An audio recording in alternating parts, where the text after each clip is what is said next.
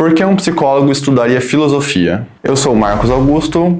terapeuta da terapia cognitivo-comportamental, faço parte da OnTree e vim falar com vocês hoje sobre o porquê a psicologia e a filosofia andam lado a lado.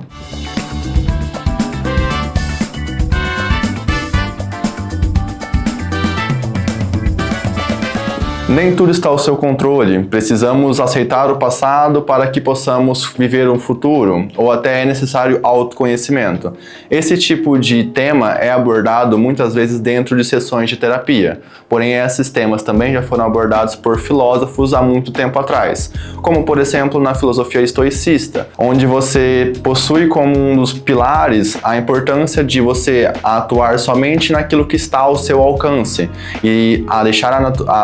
o destino e a natureza seguirem seu próprio ritmo. Aquilo que não está ao nosso alcance, não há possível fazer nada sobre aquilo. Como, por exemplo, na filosofia socrática, onde o autoconhecimento foi um dos pilares, foi um dos primeiros filósofos a desenvolver o autoconhecimento de forma cética e racional. Ou também no pensamento nietzschiano, onde ele fala sobre amar a tudo que aconteceu conosco e aprender com aquilo, para que possamos desenvolver nossas próprias virtudes e ser pessoas melhores. Todos esses tópicos e todos esses temas estão abordados tanto na filosofia, mas também dentro de cada sessão de terapia, com muitas pacientes e entre psicólogos, sendo algo de conhecimento mútuo. Nos campos de conhecimento, a filosofia e a psicologia, elas divergem em que a psicologia e a filosofia, elas vão ter quase que o mesmo objeto de estudo, a mente e a interpretação. A psicologia vai trabalhar de forma mais empírica sobre o funcionamento da psique daquele paciente, de cada um dos pacientes, e vai buscar uma forma de auxiliá-lo a ter uma vida melhor, com base em questionamentos, com base em autoconhecimento, auxiliando dessa forma. Já a filosofia, ela vai entender como percepção de vida, interpretação daquelas pessoas, de cada um daqueles filósofos, fazendo com que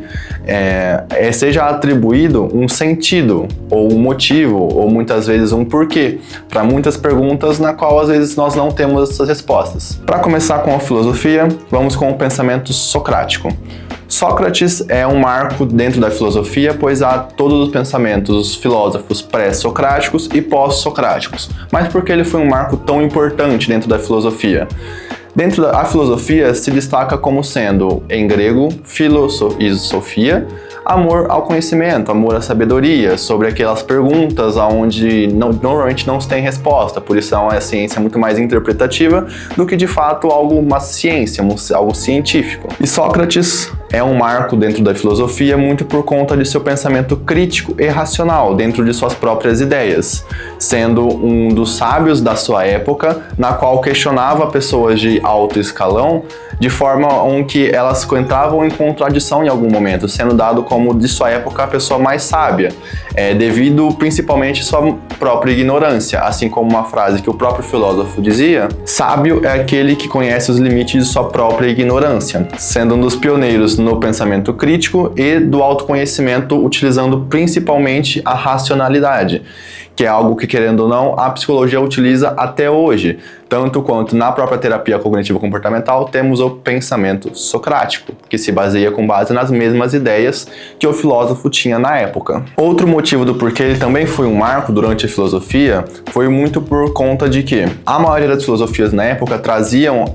o sentido muitas vezes para fora do ser humano, vinha da natureza ou de uma forma cosmológica, sendo muitas vezes a própria filosofia uma questão muito mais teológica do que realmente sobre a sociedade, sobre a vida do ser humano, tendo como principal mudança Sócrates, quando ele atribuiu que o próprio sentido não estava fora, na natureza ou no cosmos, mas sim dentro de nós. E cabia a nós conhecermos a nós mesmos para que possamos descobrir nossas próprias virtudes e possamos segui-las a partir disso, sendo um homem mais sábio, na qual essas virtudes estavam inerentes dentro do ser humano. Agora, por exemplo, em outra filosofia, como no pensamento nietzschiano, na qual ele usa de base o próprio pensamento nihilista, na qual ele havia críticas sobre o pensamento, então ele realizou uma teoria própria com base na teoria já existente, como na própria frase dita pelo mesmo Deus está morto,